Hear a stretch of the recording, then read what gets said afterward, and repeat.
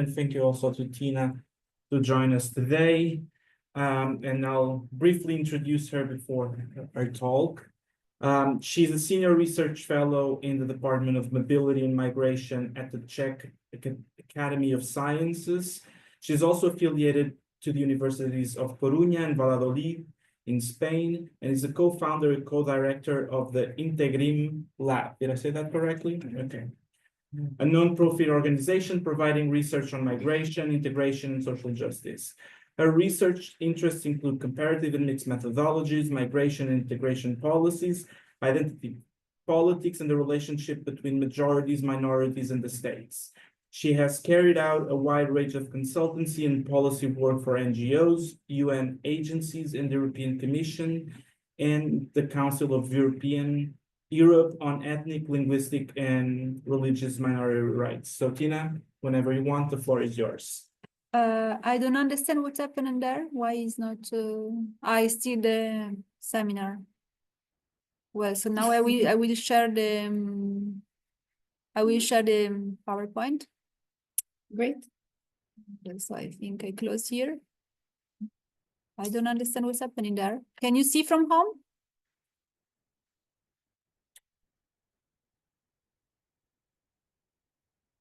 No, we can't. We just see you. Something happened. Yes, now yes. Now. Okay. Okay. Thank you. Yeah. Thank you, Sophia. Okay. So firstly, thank you so much, Guya, Rafael, and Tiago for having me. It's fantastic. I've been following this series for quite some time, so it's really flattering to be part of it, and also to have the occasion to speak a little bit about a book that came out relatively recently, but as often happens, is actually the result of a project that now ended a few years ago. And so it's one of these situations in which something comes out, but suddenly you're no longer with the same colleagues or crowd or space where one was when the idea was developed. So I'm really happy to have this space. Also, this is a co-authored work. And the two other authors are Marina Eleftheriadou, who is an assistant professor in international relations and security at the Neapolis University Paphos, based in Greece, and Anna Triantafylidou, who is the head of the Canada Excellence Research Chair in Migration and Integration, based at Toronto Metropolitan University in Canada. Mm-hmm. So what I'm thinking of doing over the next kind of half an hour, 40 minutes or so, is to explain a little bit where this book came from, because it's sort of an accidental book in the sense that it's not, it hasn't been my main focus or the core of the research that my colleagues and I had been carrying out. So I think it's kind of like due to present a little bit the larger project that it's embedded in and how we got here. And then explain a bit the framework that we developed, that we ended up using, the methodology, and kind of like what material we're working with, the kind of conversations that we're hoping to build connections and link up with. And then kind of like open it up, hopefully for discussion, for questions. Obviously, I'm doing this presentation in English, but at any point, either here or online, feel free to ask questions in Portuguese or Italian or Spanish. Kind of Latin languages are fine.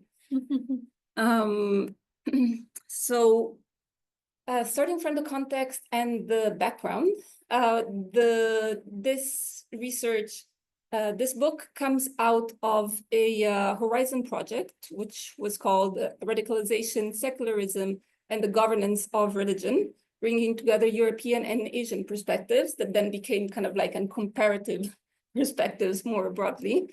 And I co-coordinated this together with Anna Triantafylidou from the European University Institute based in Florence, but it was a collaboration as these kind of like large Horizon projects are with a dozen of universities and research spaces.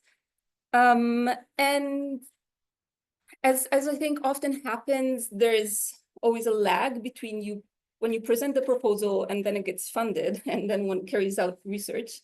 So at the time, this dimension of like radicalization was also inserted in the proposal following an increased interest following 2015, 2016. In Europe in general, there was, I mean, there still is, but it was a particular time frame in which I feel that interest on violent radicalization and what was termed kind of what we decided to call religiously inspired or religiously attributed violent radicalization. I think it was part of why the project was funded in the first place, but we were all sitting somewhat uneasily and having these two dimensions of religion and radicalization in the same conceptual space. So it kind of like took us a lot of time to think through what we wanted to do, also conceptually, with these terms of radicalization and violent extremism, and how we could apply them across the board in a series of very different cases. So part of kind of like what was the plan and what we did carry out was a series of radicalization and resilience case studies that were a series of in-depth reports in which we had different experts that covered different countries. And so these are the countries, you can see kind of like the case studies that we looked at. And there were these kind of like different blocks. One were the countries in the West, where radicalization has been inscribed. I'm obviously speaking here a bit in broad strokes, but within kind of like the post 9/11 context. Then there were a few countries where the challenges instead were more tied to the ethno-national separatist struggles that were interpreted to some degree through a religious key. Then we also looked at some cases that were in the Middle East and North Africa, in which radicalization was more driven by internal socioeconomic and political claims. And then a few countries in South Asia and Southeast Asia where religious diversity governance faces both radicalization currents that are inscribed in global context and has this kind of like the West versus Islam hat over it. And while developing, like looking at these cases, also what one of the unsatisfactions or one of the things that came out were there were some cases that we were not looking at and that we realized would be interesting to include. And these were not the typical cases that were covered, mainly because there hasn't been a huge amount of coverage. There haven't been the most sensationalistic cases. But because, this is just also part of the work that was done within the same project. We had a bit of, so these case studies, we also built a series of indicators that looked at state religions governance in relationship with incidents of terrorism and of attacks. This is all, if anybody's interested in looking kind of like at the broader picture of the project, we still have the website up with the different pages of the indicators and the publications. But basically, so going back to what we didn't do, we had these two pieces. On the one hand, the violent attacks and the more known cases. So we covered France, we covered the UK, etc.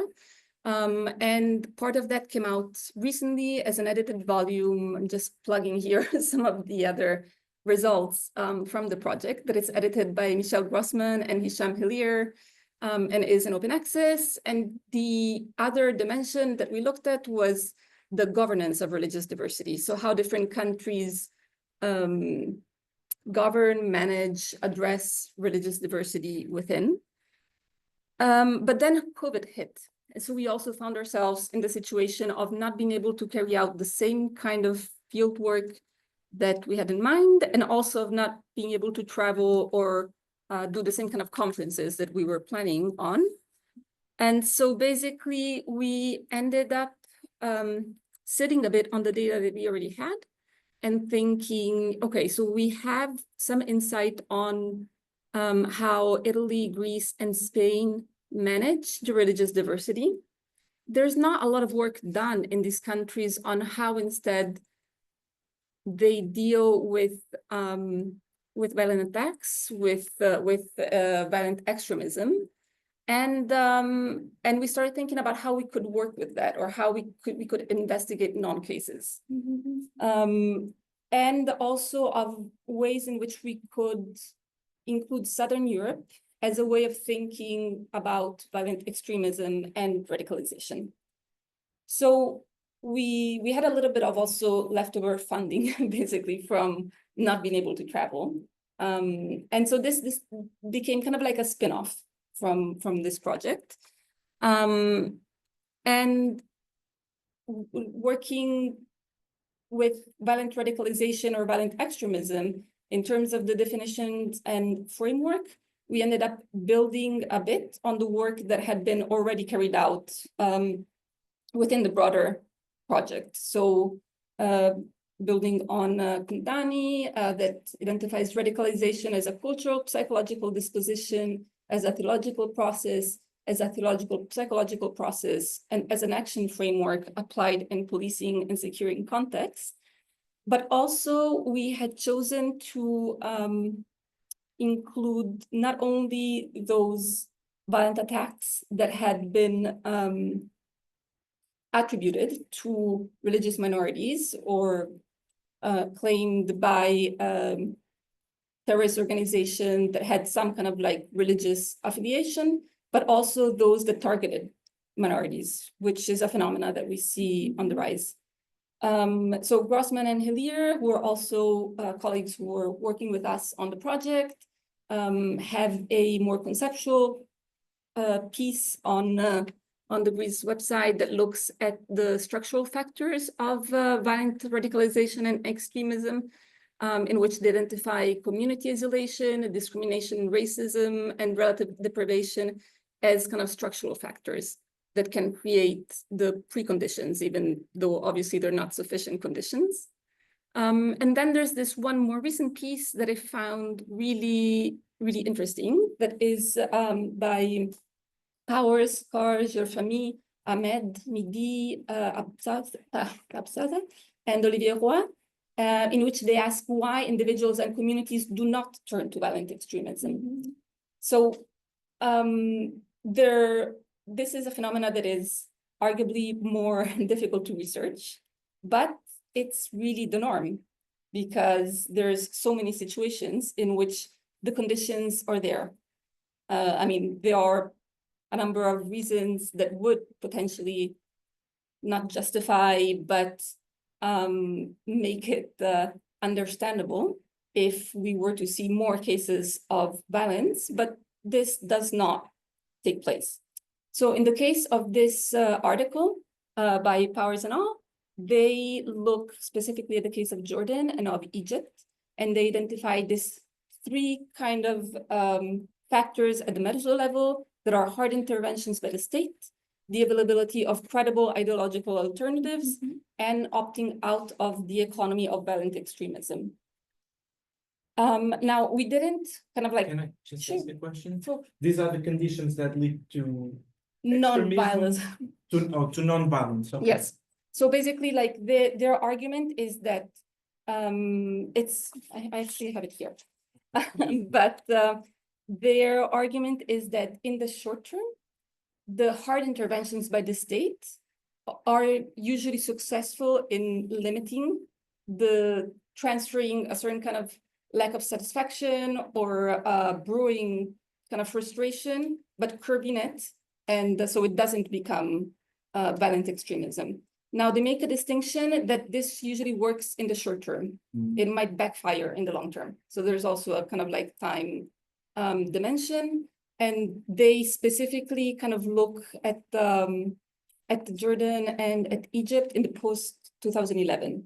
So it's also one of the questions that we were trying to think through was, can we even use the same terminology, or can we use the same categories in democratic and non-democratic countries, for example?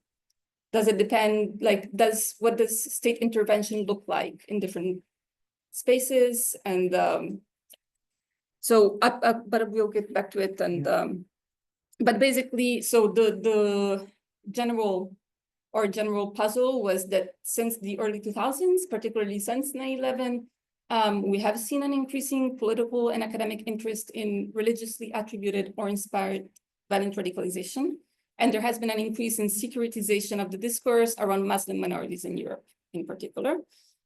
So we've seen a mushrooming of literature, but also of policy measures of preventing and countering violent extremism. We see this in the knowledge hubs created in the European Commission, in CIES, in the RAN, the Radicalization Awareness Network.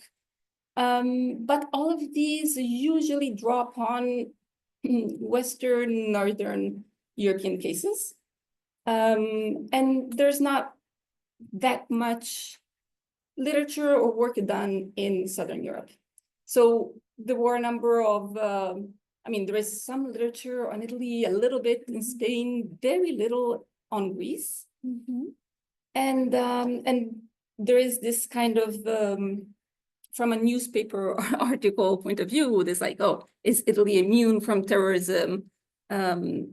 This also framing Spain as going off script, as a case in which actually to date, it is the one attack in 2004, which has seen the most number of victims in one single case. And yet it has not been put kind of like in the same category or studied in the same way as other cases.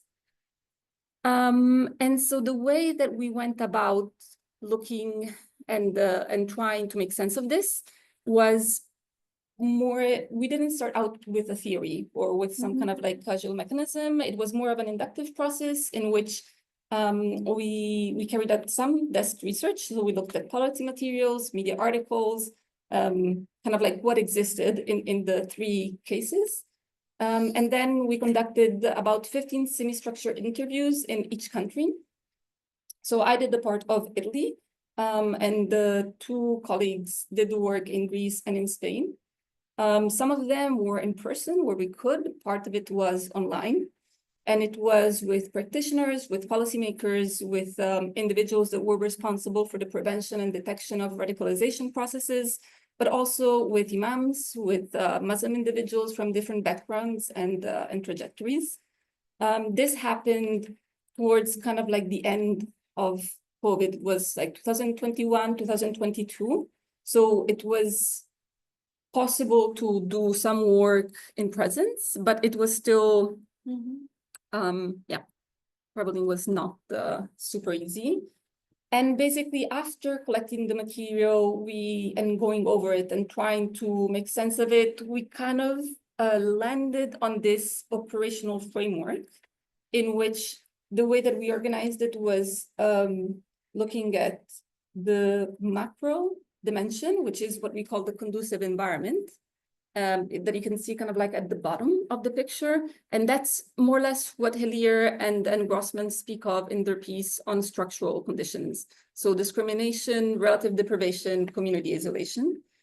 But then kind of like how this connects or dialogues with the meso level, which is what we call the opportunity structure, and that it ties with the institutions, organizations, both like state-wise, region-wise, and the kind of terrorist organizations as well, in terms of positive reward, of active redress to political injustice, and to recruitment. So how at the community level kind of this operates, works, or prevents. And then the micro kind of individual dimension with psychological stress, exclusionary identities, and mainstream disengagement. Now, obviously, this is always trying to ensure, to some extent, phenomena that are complex into some kind of organization. But I find it helpful in order to also try to look at what the different processes are in different countries. So what we did was also to try and trace a bit the history of violence in the three cases. And in Italy, the violent attacks or the narrative, the imaginary around violent attacks tends to be associated still with the years of delete, the anni di piombo, between like 60s and 80s, and or with organized crime, which are the two kind of organizations that really structured the state response. And so we see also that a lot of the tools and the infrastructure that is in place to combat new forms of violent extremism do kind of build on that kind of know-how. Differently, but similarly, to some extent, in Spain, despite the fact that the attacks of 2004 were one of the deadliest attacks in Europe, and that there has been also the 2017 attack in Barcelona, the terrorism discourse and policy is still largely tied to the Basque ETA, regional separatism. So while ETA has disbanded, has turned in the arms, etc., but on a narrative and also political level, the whole anti-terrorist infrastructure still very much deals with regional independentist claims more than it does with religiously attributed violent radicalization. In Greece, on the other hand, there basically is no policy on radicalization whatsoever.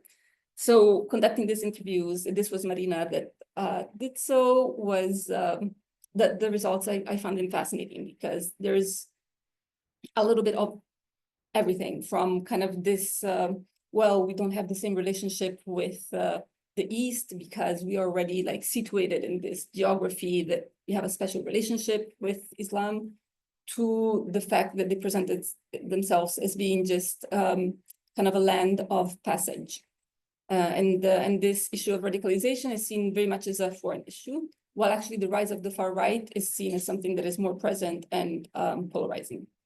At the same time, we see also a pretty negative discourse around Muslims in general. So despite the fact that the levels of violent extremism are not the same as elsewhere, but the kind of like narrative, the media reports, etc., are strongly stigmatizing. And the way that they're reported tends to be quite discriminatory, even when they occur abroad. So one aspect that I'm not going to touch on everything, but like a couple of things that I found fascinating was when our attacks labeled as religiously inspired, because, for example, there were attacks in 1973 at the Fiumicino airport in Rome, which caused 34 deaths. There was an attack at the synagogue in Rome, in which a 2-year-old died and 37 were injured. And these were attributed to the Abu Nidal organization. And in Spain in 1985, there was an attack in El Descanso, which is a restaurant just on the outskirts of Madrid. This happened to be a place where a lot of US Army officials used to go. And this attack happened just shortly before Spain had a vote on whether to join NATO. And it was claimed by 2 different jihadist organizations, but there was no kind of like conclusive result from the investigations. And in Greece, there were some sporadic attacks by the PLO in the 70s, 80s, 90s. However, none of these attacks at the time were framed explicitly as religiosity. Basically was not the center, was not argued to be the ideological cause of these attacks. So despite the organizations involved arguably being linked to some extent, could be linked to some kind of Islamist ideology, the attacks were seen fundamentally as political, much more than religiously attributed. So here I just took a couple insights, a couple extracts from some of the interviews to get a sense of some of the material that we were working with. And so this was in Italy, in which this was with a policymaker tied to the security dimension of the response. Said Italy is indeed exceptional, but not because of lack of attacks, since there have actually been attempts to carry out attacks in Italy. They simply weren't successful. Our exceptionalism is a structural and institutional one, in that we are practically the only EU country without a comprehensive CVE countering violent extremism strategy. On the other hand, an extract from a religious leader in Italy that is also working in kind of like the social sector argued that the issue is not whether to have or not to have a national CVE strategy. The issue is who will write it and what will it include. If we end up with a CVE plan that resembles the UK's Prevent one, where immigrant kids are singled out in schools while far-right extremists are not even on the radar, then we are better off without one. So clearly there is a tension between also civil society representatives and religious leaders.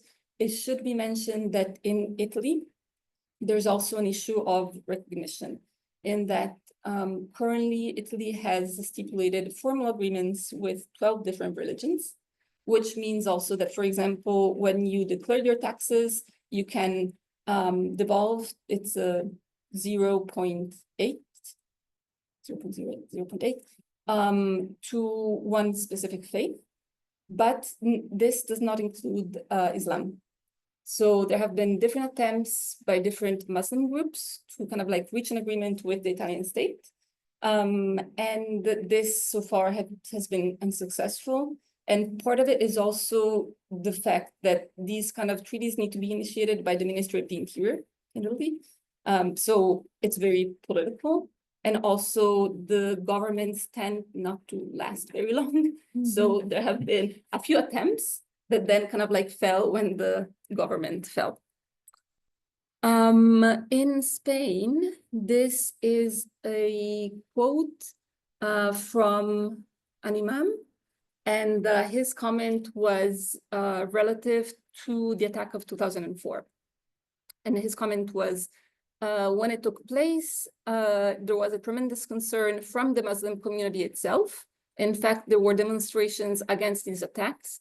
There were statements from practically everyone repudiating the attacks, and also in general, the Muslim community did not understand those attacks at all. So the murders of the 11th of March, those attacks had no logic. We attacked trains that were packed with hardworking people, among whom were also Muslim people, Moroccan people, etc. So the terrorists lost, they did nothing. If it was an expression of revenge for the Iraq war, they did what they wanted. But if their goal was to cause a schism, a division, or a divorce between the Muslim community and the general society, then it didn't work. Obviously, there is, in Spain, I would say that there was a general agreement on the fact that there has been a very strong reaction from civil society, both Muslim and not, in condemning the attacks. And also, I think the temporality and the politics is quite important. So one thing that should be mentioned is that the attacks of 2004 took place just a few days before national elections.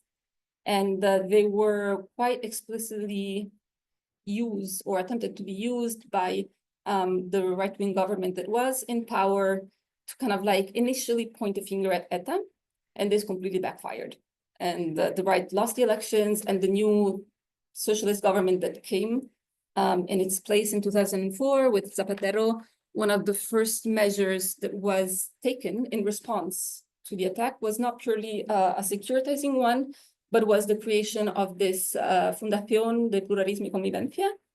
So a foundation that had the objective of consulting, of getting more knowledge on religious minorities in Spain, and of building resilience, basically.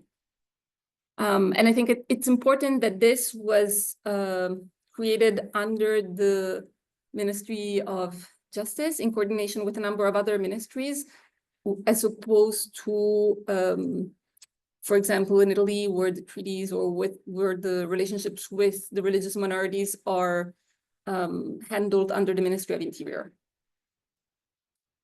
So where this leaves us is, on the one hand, we don't have a causal mechanism to explain kind of the non-occurrence of events, but looking at these different arguments that have been put forward for Southern Europe, on the macro level, there has been the demography argument.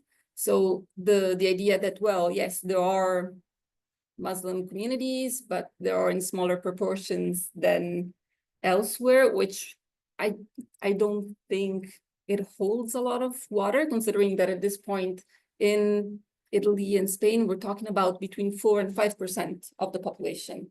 I mean, sure, it's like 10% maybe in France and 6% in the UK, but it's not such a small minority. It's not a 0 point.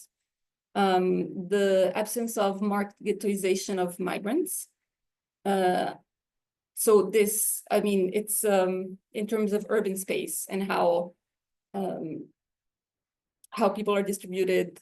I think this is an element to take into consideration. A long history of counter-terrorist operations. This, I think, is a kind of double-edged sword in the sense that we've seen for sure that in Italy and in Spain, some of the mechanisms and tools that have been employed to counter or to infiltrate other networks have also been employed. This sometimes has come to the expense of some very basic rights. So,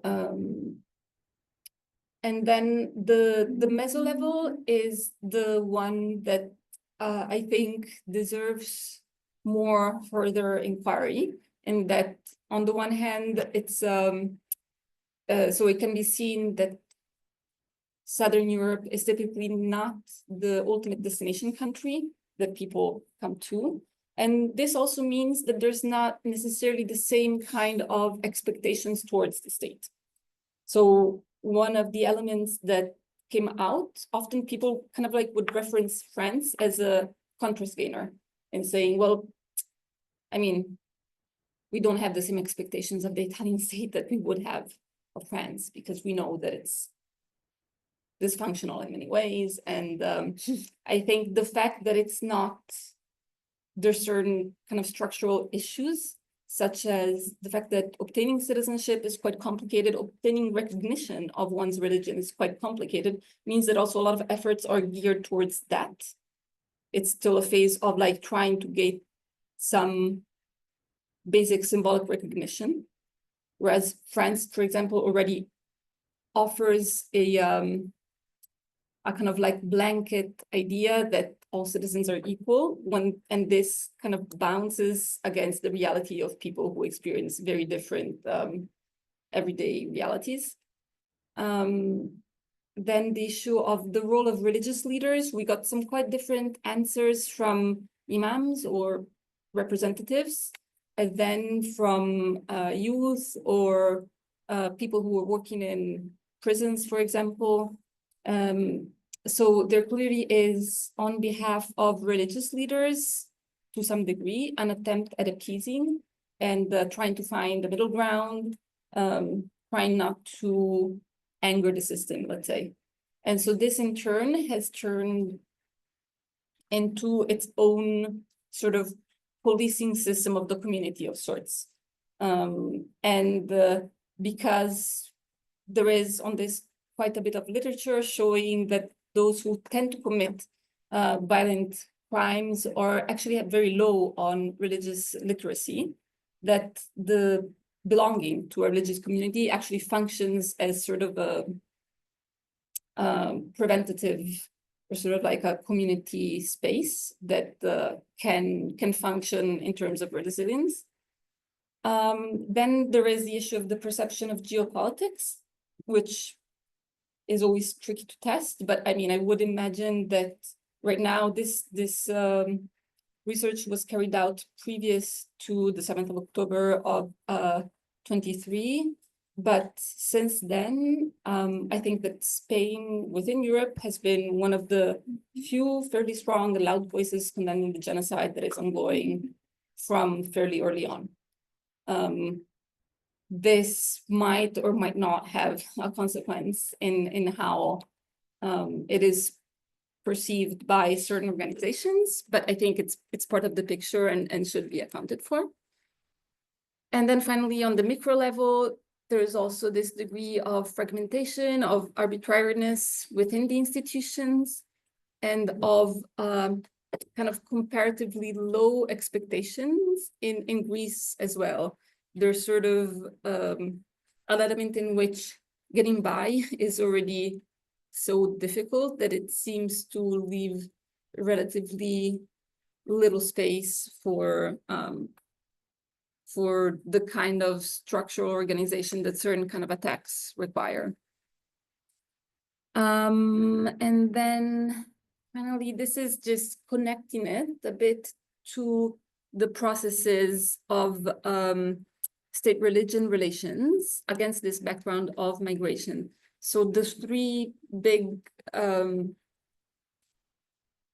movements, the events, developments that we see that take place, and this is not limited to Southern Europe, but to Europe more generally, is on the one hand, an increase in the politicization of religion and the religionization of politics. So an increasing influence of religion on political life, even if it's just narrative or performative, as in extreme right parties using the religious label to try and attract votes. The institutionalization, so at the same time, there's also the creation of religious councils, of organisms that need to be officially recognized by the state and that have benefits that hinge upon such recognition. And in parallel, also this securitization of specific groups that are perceived to be at odds with kind of like national values. So oftentimes in Southern Europe and beyond, we see these restrictions or these talks about minority religions when it's very clearly one religion that is being targeted. And in line with the article also of Powers and All, the data that we collected points at the fact that violent extremism is less of a sociological phenomenon of a broad group, but rather a manifestation of contingent and expressly political process that involves a much narrower cast of characters. So that kind of trying to build these big universal causal mechanisms between religious ideology and violent effects is not particularly helpful or does not simply meet the reality, whereas the kind of turning the process on its head might be messier and not have kind of solutions that can be generalizable in all places and at all times, but that reflect the reality a bit better. And so kind of finally, some of the takeaways are that in the process, we saw that in terms of terminology, obviously like the research was conducted in Italian, in Italy, in Greek in Greece, and in Spanish in Spain. And we had kind of like different interview guides for minority interviewees and for majority interviewees. And the issue of conflating radical ideology with violence is something that came up mainly from minority interviewees. So those that worked, for example, with policy development, with the countering of violent extremism strategies, or in the police forces, did not see any particular problem with using the terms of radicalization, whereas most Muslim interviewees felt that radicalization was a very loaded term and that it was only used towards their community and really risked alienating people, whereas the use of extremism could be used in a more kind of neutral way and had more potential of being used also for those cases in which right-wing extremists targeted religious minorities, for example. Then there's this disconnect between the official minority discourse of imams, as was mentioned, and the general Muslim community. And something that was particularly acute in Greece, but also present in the other two cases, is the projectification of PV and CVE activities. So the feeling was that it was something that was sort of like top-down brought by the EU, a little bit like integration policies or a certain terminology in which states were not necessarily against it, but felt that they had to employ or adopt a certain kind of framework or terminology that was not organic or did not come from the territory. And then regarding some of the tools used to combat or to prevent, and that could fall under these hard interventions by the state, or repatriation of non-nationals and human rights abuses in CVE policies. So, for example, Italy has had quite a heavy hand in repatriating those that have been convicted, but also in the monitoring of communication between convicts and their lawyers, for example, or the regime that was initially developed for mafia affiliates not to be in like strict isolation and not be able to communicate with anyone outside of the prison. This has also been now applied to anybody who is accused of terrorism of any form. And so this would be just to kind of maybe open it up, or I'd be very curious to hear if anybody has ideas or suggestions on how this can converse with other research being carried out. One is on the comparability of cases. So Southern Europe approaches religious violent radicalization differently from other EU countries, but can we talk about an exceptionalism, which is something that has been done more like in newspaper articles. However, we also do not see exactly a pattern that we can use across the three countries necessarily. Another is a bit more serious or conceptual, but also I think really important analytically, and it's how we can explain non-events. So how can we even employ the same analytical framework, or do we need to rethink the issue of violence and of violent extremism, and what future prospects there are for this in Southern Europe? So there are the big questions. This is the website of the whole project, if anybody wants to check it out. Thank you. Well, Thank you so much. It was quite close. Like, oh, and now what happened? Why we can ask? Why we cannot see? Should be coming back, I guess. Clicking the button. What you can see from home? You can see our room, or you don't see anything? We can I see think the some people room. wrote comments. See, but I wanted to be sure that they can see us Yes, we from can. home. Yeah, there should be. Okay. Yeah, but why we because well, just because can you see us from home?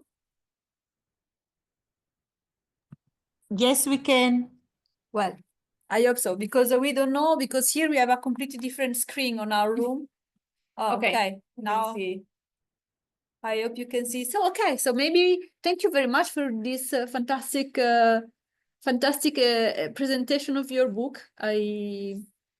I think that we need to really look at him very carefully because it seems very interesting, and I haven't had the opportunity to read it until now, but it's I can send it around. It's open access. So yeah, I mean, I'm thought- not discouraging people from buying it or and it's ordering it. it's a very conciso, very small, so you can read it quick. And I found many interesting and inspiration things in your talk. But before talking, I would like to open the floor if there are questions, comments from someone else that is not me, from home, from the room.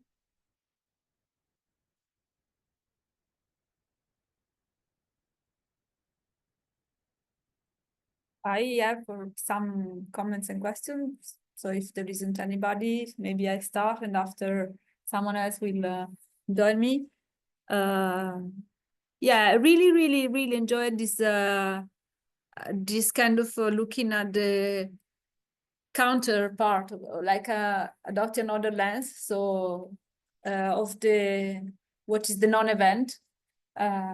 So usually the discourse of radicalization is so common. Well, it's not my field. I work on political radicalization.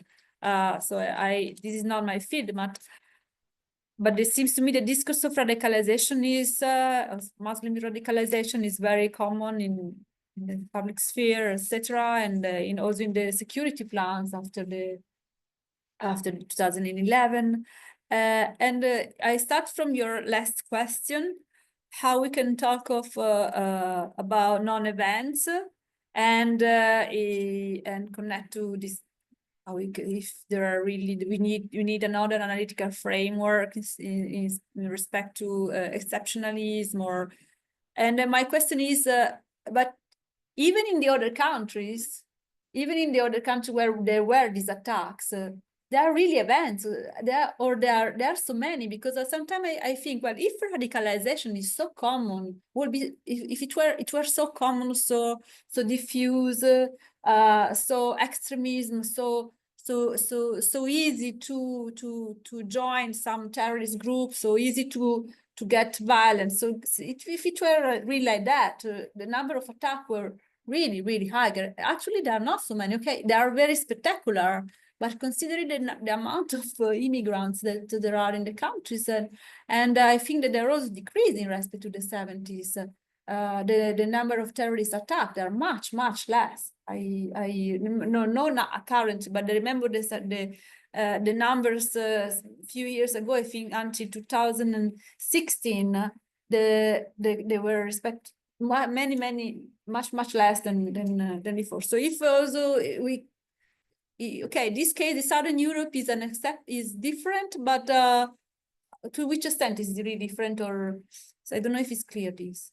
And another point is that coming from my work on political radicalization. So I worked on activist trajectory. Well, in the case of Portugal, which the terrorist group, political terrorist group that emerged, where, well, the level of political violence has never been like in Italy or Germany or Spain. So we're talking about something a little bit different, but still the activist trajectory, which are the steps to become radical or join a terrorist organization, or to accept a violent discourse. So there are certain steps. So it's not something that happened from one day to another.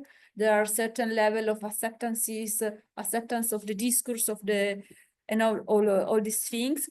And also many times in the case of Portugal, for instance, there was my case study, the fact that there weren't no exit. So someone that was a political activist and under a dictatorship couldn't do anything else, because he was expulsed from the university. Many times also had some troubles at work. He many times also had to go to clandestinity. So of course, if you cannot do anything else, the only activity you do is a political position in the clandestinity. So you get your group is the only reality that you know, and this get more and more. So the fact that you don't have any possible exit, I don't know if it's also counted there. I can see that in your framework you talk a little bit about this also. But if you have some specific story, maybe exemplification or just this. Thank you for that. Can I? Yeah, or maybe you have another. No. Okay, so you. Can I ask you just to pass me because there is an image. I don't know if it's possible to see it here, but so and I think these two things are connected in the sense that, If you want to show the image, we can also ship the.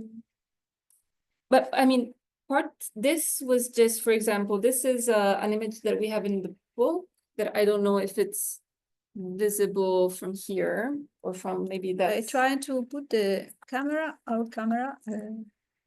I mean, and I don't want to make things more complicated technologically than they need to be, but basically, Yeah. I can just explain it. So this is kind of a timeline in which we put the number of attacks. Sorry. Okay, we put the normal camera and Sure. So Okay. that it's going to be tricky from here, but basically we just have a timeline from 1970 to 2020 in which we look at each year the number of official registered attacks. And you can see that there's a really big peak in the 70s, that everything else compared to this is really yeah. small numbers. This is There is really a gigantic peak. Yeah, this is exactly the yes, exactly. table. So this is the number of terrorist attacks carried out in Italy since 1970, according to the carried Global out Terrorism in Italy. Database. Yes. I thought it was in Europe because No, also in but- Europe it was much higher in the 70s. Yes, but also like I think this is reflective of, I mean, we did something similar for Spain, in which the timeline is slightly different, is more the 80s, I believe, than the 70s, but it's still like in terms of number of deaths, in terms of number of attacks, the numbers are just much higher in the 70s and 80s than they are in the early 2000s. However, the narrative around it, around attacks and on also the terrorist organizations or the individuals that carry out the attacks has significantly changed. So one thing that we try to unpack and understand is this difference between the cognitive and behavioral radicalization, which ties a little bit to what you were saying is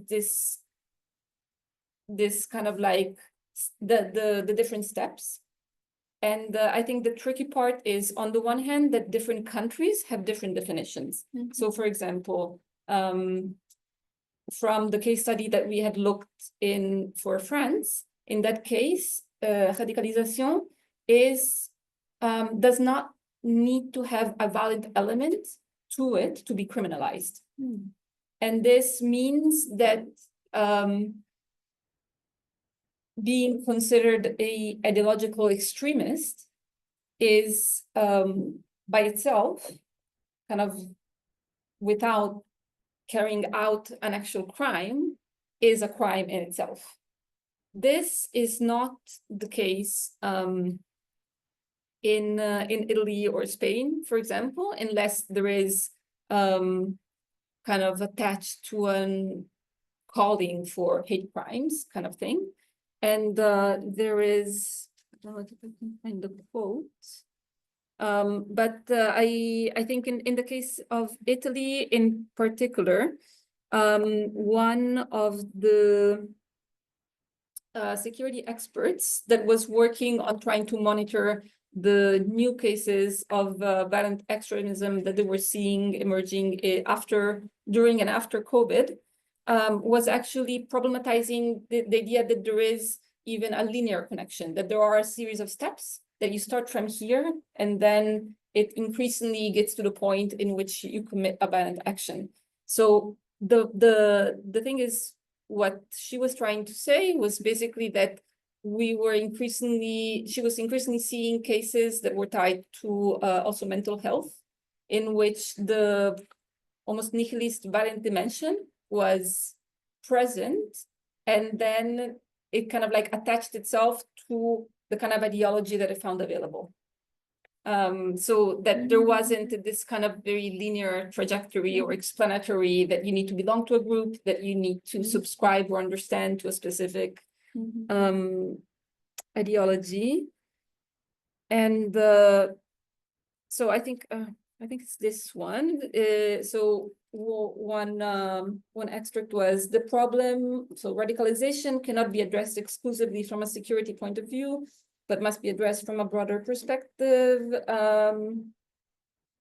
So whether real or virtual, there is a sense of belonging to group ecosystems. So those who are radicalized support and encourage each other in carrying out violent actions. Okay, no, this was not the one that I was looking for, but basically that they have seen, oh, here it is, a number of individuals that also end up in prison that really should be in institutions that deal with mental health. But oftentimes there's just simply not enough resources. So this was actually from a social worker who works in a prison, and his comment was, the whole system is clogged. The prison I work in hosts some individuals with diagnosed mental conditions that should not be here. But there are simply not enough slots elsewhere, and the psychiatrist won't take the legal risk of signing somebody out of the system, because if anything happens, then the responsibility is on them. So the Basaglia law was a great civil rights conquest, but in practice, we would need 10 times the resources and personnel that we currently have to offer the social services and follow-up that people need. And the kind of like follow-up to this was that you have a series of very diverse situations, but in the case in which the same crime is committed by two different individuals, if this individual happens to be of Arab heritage, of a migrant and non-white, then there is a much higher probability that it will be labeled as a religiously attributed or inspired crime than if the who commits the crime is white or is non-migrant. But regarding the non-events part, I absolutely agree that it's not only an issue in Southern Europe. I mean, yes, there have been some very high profile attacks in France, but the reality is that basically that is a very small number of cases. And so I think this is also the tricky part of studying these scarce cases as representative or trying to establish these kind of like big causal mechanisms. And I think that this article by Powers and all, like they have this sentence in which they try to make a case for flipping this on its head, not only for Southern Europe or for the MENA region, but in general. And basically they say, as a rule, scholars of violent extremism tend to formulate research questions aimed at explaining its occurrence. Functionally speaking, this choice assigns the scholar the task of inducing generalizable laws for outcomes that are, 1, exceedingly rare, secondly, temporally and geographically variant, and third, they are the product of configural causality. So it's not, I think actually there is more promise in studying non-events simply because there is more non-events than there are events in this specific case. Yeah. But how we go about doing that, it's a different. Yeah, we have a problem also because we are studying with Tiago. We have this dilemma. We are studied, or there is this model of protest event analysis in protest, and we want to study what is happening. So we of the definition of if it's non-event when there is not. So that what the kind of what is a non-event? Well, we are also reflecting on this part of the theme, but I think this is very important. Very interesting. But we are struggling with the definition, so I don't want to enter this. And just to make it maybe even more complicated, I mean, one could say that, for example, in the case of the attacks of 2015 in Paris or of 2004 in Madrid, you obviously had somebody that planned the whole attack, and then you had somebody who actively carried it out, but also possibly there was somebody who rented out an apartment or provided some of the material that then was used to assemble. Kind of infrastructure. Exactly. And so also it's been a debate on who gets categorized a terrorist based on what? So is it the amount of knowledge that you had of, if you knew who you were renting the apartment out to, maybe you were just a sympathizer, but you didn't know the details. Or what if you had no knowledge of the illegal material that we're selling, but you didn't know the purpose? So I think there's also these gray areas that are quite tricky. And in this sense, like the non-events of like violence, non-violence, it's at least something that is relatively easy to point at, but the dynamics of the how, I think is a lot trickier.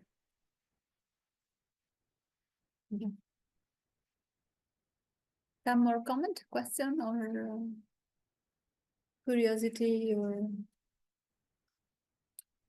Yeah, I was thinking here and listening to you, and I had a couple questions or comments, but then actually this idea of event and non-event, and what I was thinking was about state resources in curbing this. Do we have any information or any data about events that were eventually stopped? Because that would give us another frame, data frame, to think about this and to think, you know, what is actually happening, and does state power have any power to stop this, right? So that would be just to enter into this discussion, because I think sometimes we hear a couple of times, oh, you know, there was supposed to be an attack, but then it didn't happen because secret services were able to stop them. So is that an event or a non-event? Yes, that's a good point. And particularly because I'm more familiar with the Italian case, because I did this, I can think of the Italian case in which, well, some of the people that I interviewed were actually like fully on the bragging side of thing. Obviously, it didn't happen because we're so good, and we stopped this and this and this. But it's true that like in the 90s, actually Milan was considered to be a hub of violent radicalization, in which there were trainings of a number of individuals that eventually did go and commit some attacks, but elsewhere. And then there was the creation of this, the CASA, this counter terrorist body that did deport a number of individuals. So actually, so to add to this, there were also a couple cases in which, for example, a large quantity of explosive was put in front of the police station, but by chance or whatever, nobody got hurt. So is that a event or non-event? Because the explosive was there and it did go off, but nobody died and nobody was injured. So I think that it's very difficult to work with. We don't have counter. We cannot like recreate this in a laboratory and like try the different scenarios. But we can look at the kind of like resources that different states put and in which directions. So in this sense, the Spanish case is, I think, fascinating because it very squarely put under its definition of what prevention and countering of violent extremism is, intercultural relations, for example, or inclusive programs for minorities. It can be argued that this completely misses the point, that it could end up stigmatizing more certain communities, etc. But I think it did at least contribute to an environment in which the reaction of civil society to the 2017 attack, for example, was one in which people went out on the streets en masse, kind of rejecting both the attack, but also Islamophobia. And this is something that I have a hard time believing that we would see it if anything were to happen in Italy, for example.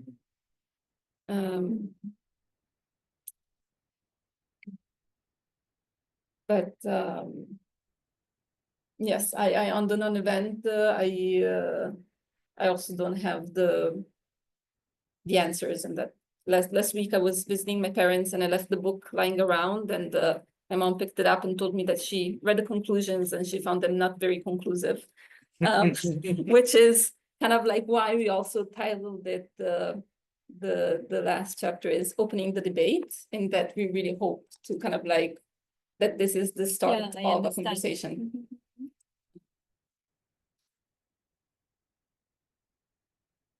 Yeah, so the point is, if really non-radicalization is, is non, in a certain way is a non-event, because events are always something few, small amount and eclatant, and so, yeah. And I think also, well, what you were mentioning in terms of Portugal before, here we are working in terms of framing individuals or minority communities, or terrorist organizations that carry out attacks as the radicalized ones. But we did not think about states that might be radical or terrorist states, or what, I mean, I think arguably if you have, I don't know, the case of Israel right now, but like any state that is in grave violation or committing crimes against human rights. Exactly, like what does a direct reaction to that, would it fit under the same kind of conceptualization or not? State radicalization, or that's true. And so in this regard, I think that there was a comment saying that one of the I had forgot the comment. Sorry, so Azala, I mean, this is exactly on point. Like, it's true, this is not a Muslim organization, it's a Armenian nationalist organization.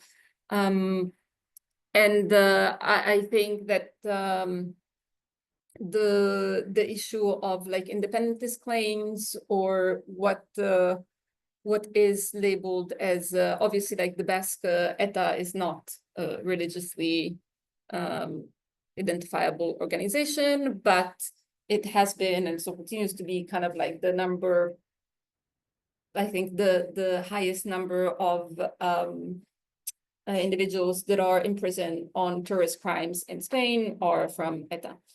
And the way in which it is dealt with is as a direct threat to the state, in a way that is a bit different from the kind of Al-Qaeda or ISIS, in the sense that the threat there is find on the Spanish side of things.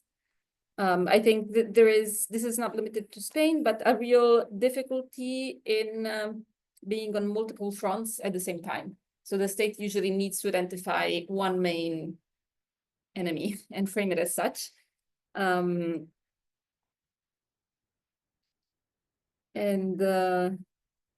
so like one person that had worked in the security forces in Spain commented that in Spain we had a terrorist problem, which was ETA's independentist terrorism. And everybody was focused on this. What was happening with the Muslims and others was something distant, except for that 1985 attack in Torrejon at the North American base, in which some people died. But then suddenly 9/11 happened, but it was still something far away. It was the Americans, and although we got involved in the infamous Iraq War, no one thought that this could make us pay a toll. And then it did, and it caught us a little, forgive my language, with our pants down. Despite our political situation with the invasion of a Muslim country, despite our history and our traditional friendship with the Arab people, we were unprepared, we had no idea. So there is this this kind of like internal focus often, in which there is a who is the main target of our control and security system, because you cannot surveil a whole population. Well, maybe now with AI a little bit more. But also the one thing that we noticed was this disproportionate effect of the geopolitical influence.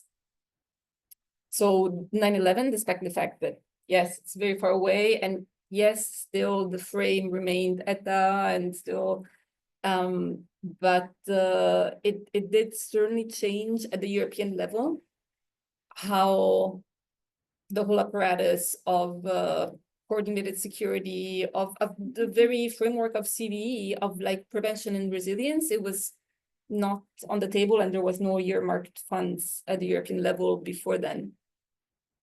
So once there is also a European structure,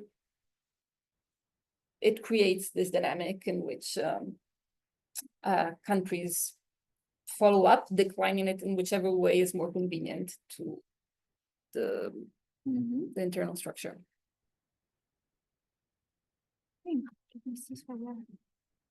Some more comment on my side. So I was wondering another thing here, which was when did you look? Okay, let me rephrase this. So you looked into other cases beyond Southern Europe, right? And one of the things that I was thinking of was if you look to the structure of the radicalized groups and how they became radicalized and the networks that exist, and if you found anything similar in Southern Europe. So I was thinking, well, maybe it's just that radicalization here, there's no network of supports for these groups, and actually they prefer to do this kind of actions and to train international networks and so on, so they don't really target these countries. But my question was active networks, and maybe they have a different way of working in these countries as well. Yes and no. So we did look at this, but I must admit in a somewhat superficial way, in the sense that we looked, for example, at the number of people who left to train abroad as foreign fighters, how many came back, and tried to look a little bit at the structures of the main organizations in place. But so the camera is going a little bit crazy. Sorry, it's me that at the end of the talk, I was able to see how you can put closer and people see you. We cannot see Tiago, but sorry. No. But basically, so I would say that the one thing that emerged was not so much in terms of countries, but of time frame. And here I think maybe for future research, I felt that we should engage more with people who do specific work on specific timeframes and groups, because, for example, it was clear that the shift from Al-Qaeda to ISIS was something that cut across different countries, and it was a very different recruitment method. It was also this kind of lone wolves, which are not necessarily lone wolves, because there is a loose infrastructure, but it was suddenly a structure that had no filters, where the entry bar was very, very low. Whereas for Al-Qaeda, there was still detect as well, probably. Exactly, and also harder to push a legal case on the fact of whether this person belongs or does not belong, because sometimes you had individuals that would claim their affiliation, but maybe not really know anyone, or just kind of like be online self-radicalizing. Whereas in this sense, some of the concerns that we heard in the different countries was that there was a kind of increasing automation or disgregation of the system, in which in the IRA, you had a very specific training, also, you obviously didn't have the same technology, but you had a code, you had systems of loyalty, you had very strict ways in which people could be in or out of the group. And then this is increasingly becoming more fluid. So it's a postmodern individualistic radicalization. In a way, and so actually there has been a few cases. One was in Italy of somebody that actually switched a few different organizations that were completely in contrast with each other. Oh, wow. And so it becomes then difficult to, are you a member?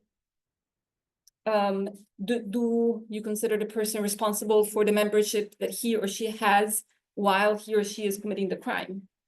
Or do previous affiliations count? Because, for example, in Italy, being a member of the mafia is a crime. And it's so the whole issue of membership, I think, is something that actually we didn't go that deep into, and it's something that it would really claim more research, because the means of becoming a member are not the same as what they used to be, not just 50 years ago, but like 10 years ago. Yeah. Yeah. Great job. I think that if there are no more questions, I think that we already asked you to talk a lot. And No, I'm really grateful for everybody who came people started, online. they started or not, leaving, but that's in also this almost Sant'Antonio period. But look, the session is also recorded, so Great. we happen sometime that if you don't mind, we also use some session in order for the classes sometime to focus on some specific topic, and I think this is always very helpful for students. So well, so we stop here. I think that actually we will come back in September. At this point, we don't have anything planned for July. Usually in July, sometimes we have sessions, sometimes not. Sometimes we have in July and after we start in October. I think that this year we don't have any July session, and we maybe restart in September. So it's the end of the academic year. It's the end of the last seminar of this year, of this academic year. So we are very, very happy to have you here in this very important moment. And thank you very much. Thank you. We have more. And